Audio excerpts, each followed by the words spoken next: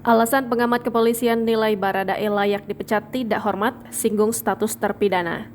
Richard Eliezer alias Baradae dinilai layak dipecat dengan tidak hormat dari kepolisian usai dijatuhi vonis 1,5 tahun penjara.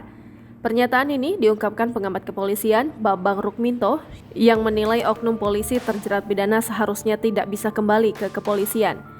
Bambang juga menyinggung soal status terpidana Baradae serta kode etik kepolisian yang jelas telah dilanggar oleh mantan anak buah Verdi Sambo tersebut.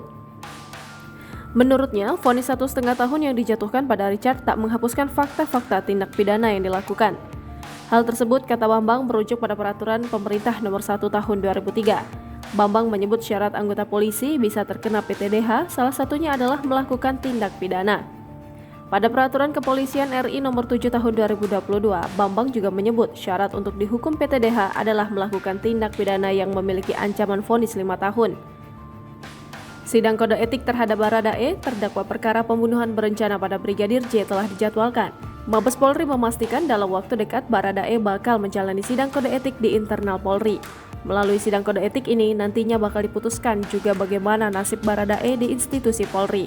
Usai dijatuhi vonis 1 tahun 6 bulan, Baradae mengungkapkan ingin tetap berkarir di Polri dan kembali berdinas di Satuan Brimob.